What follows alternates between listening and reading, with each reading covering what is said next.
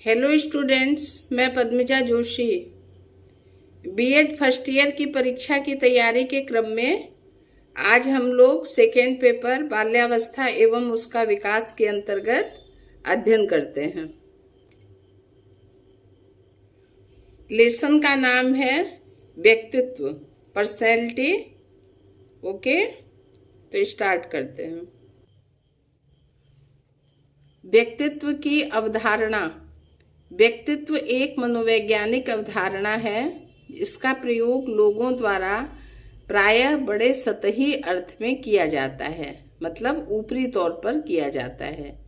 किसी व्यक्ति के रंग रूप, शारीरिक बनावट, वेशभूषा, सौंदर्य आदि बाह्य लक्षणों के आधार पर प्रायः उसके व्यक्तित्व के बारे में अर्थ लगा लिया जाता है। इस तरह व्यक्ति के शरीर की बाहरी दिखावट को उसका व्यक्तित्व समझ लिया जाता है, परंतु यह अर्थ न तो पूर्ण और न उपयुक्त है। व्यक्तित्व के स्वरूप की व्याख्या मुख्य रूप से दार्शनिकों, समाजशास्त्रियों और मनोवैज्ञानिकों ने की है। व्यक्तित्व की भारतीय और व्यक्तित्व की पाश्चात्य अवधारणाओं में काफी अंतर है।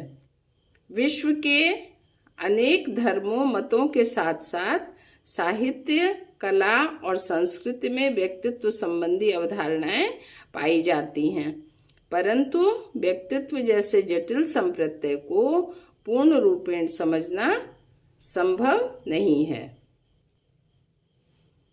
व्यक्तित्व का अर्थ। साधारण बोलचाल में व्यक्तित्व शब्द किसी ऐसे विशेष गुण की ओर संकेत करता है जिसे सभी लोग विभिन्न परिस्थितियों में व्यवहार करने तथा पारस्परिक संबंधों की दृष्टि से विशेष महत्व देते हैं।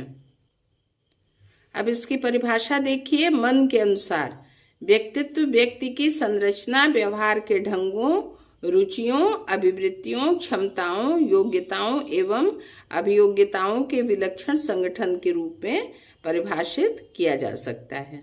ओके, अब अगली परिभाषा देखिए। जेम्स ड्रेवर के अनुसार व्यक्तित्व शब्द का प्रयोग व्यक्ति के शारीरिक, मानसिक, नैतिक और सामाजिक गुणों के सुसंगठित एवं गत्यात्मक संगठन के लिए किया जाता है। इसे वह अन्य व्यक्तियों के साथ अपने सामाजिक जीवन के आदान प्रदान में व्यक्त करता है। आलपोर्ट द्वारा व्यक्तित्व की परिभाषा। आलपोर्ट ने सन 1937 में व्यक्तित्व की लगभग 50 परिभाषाओं का विश्लेषण व वर्गीकरण किया तथा निष्कर्ष निकाला। अब क्या निष्कर्ष निकाला वह देखना है हमको।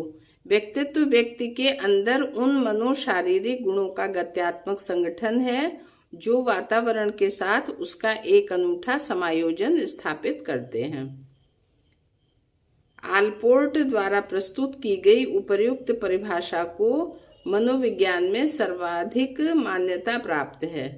इस परिभाषा के ऊपर विश्लेषणात्मक दृष्टि डालने से स्पष्ट होता है कि यह व्यक्तित्व के संबंध में 3 प्रमुख बातों की ओर संकेत करती है।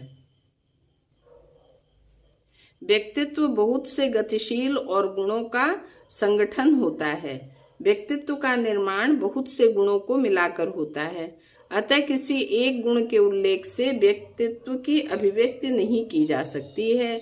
ये गुण परिस्थिति व समय के अनुसार परिवर्तित व गतिशील होते हैं, स्थायी नहीं रहते।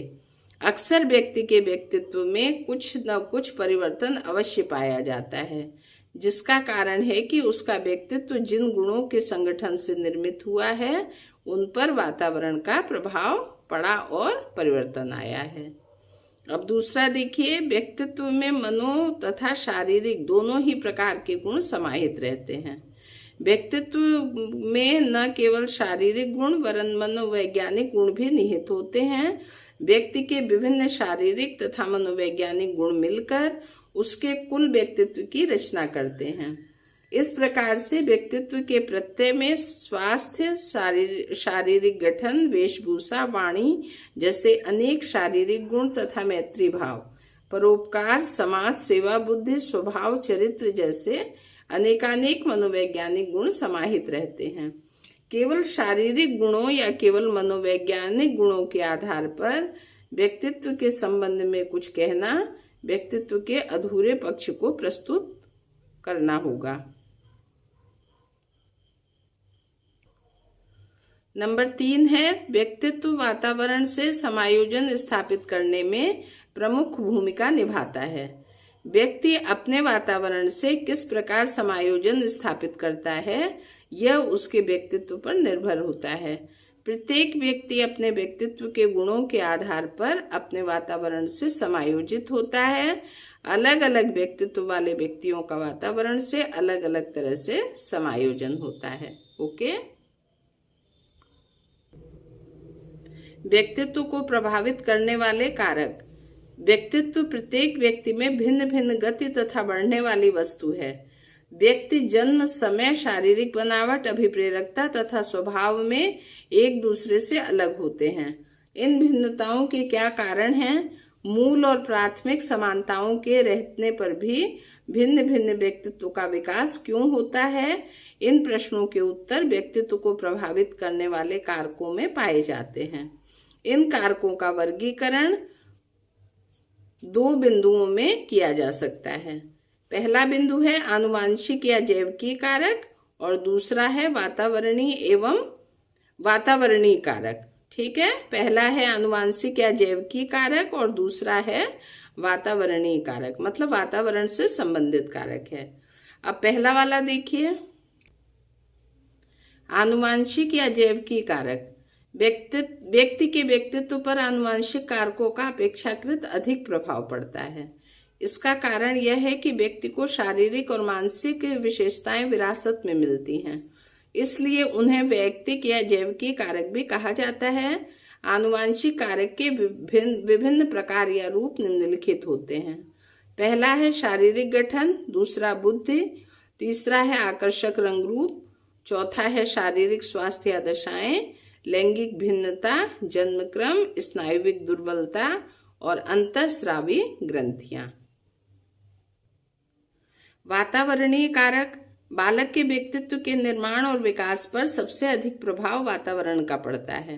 वातावरण की समस्त शक्तियों और परिस्थितियां बालक के जीवन, स्वभाव, व्यवहार को प्रभावित करती है।